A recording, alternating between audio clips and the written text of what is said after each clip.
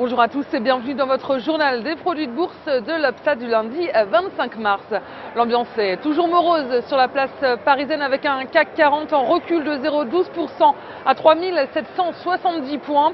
La crise chypriote mine l'indice parisien qui est resté sur la défensive quasiment toute la semaine dernière alors que Chypre était lancé dans une course contre la montre pour boucler son plan de sauvetage. Eh bien, les investisseurs ont fait peu de cas d'un indicateur européen d'importance. L'indice IFO, le baromètre de la confiance des investisseurs allemands qui ressort en baisse au mois de mars pour la première fois depuis 5 ans. Et puis une autre mauvaise nouvelle sur la croissance est venue plomber la tendance. L'économie française devrait rester en berne au moins jusqu'à l'été prochain.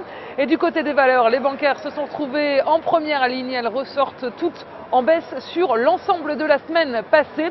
Et seules les valeurs défensives comme Essilor ou Sanofi sortent du lot. Et puis Wall Street a bouclé la semaine sur une note légèrement optimiste au terme d'une séance assez volatile. L'Europe continue de focaliser l'attention des investisseurs américains. Chypre est toujours sur le devant de la scène. La situation restait très critique sur l'île vendredi en raison de la paralysie du système bancaire.